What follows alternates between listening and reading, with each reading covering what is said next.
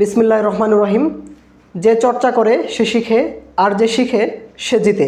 এই ধারণাকেই কেন্দ্র করে আমার এই ক্ষুদ্র প্রচেষ্টা ফিজিক্স চর্চালয়।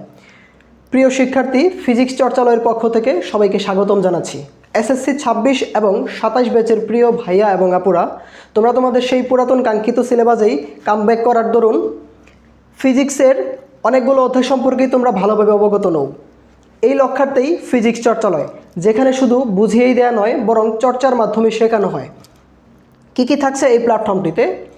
প্রতিটা অধ্যায়ের বিষয়ভিত্তিক লেকচার, প্রতিটা অধ্যায়ের কী কনসেপ্ট এবং টপিক ওয়াইজ ব্যাখ্যা এবং ধারণা, সেই সাথে বিগত বছরগুলোর বোর্ড পরীক্ষার সিকিউ এবং এমসিকিউ।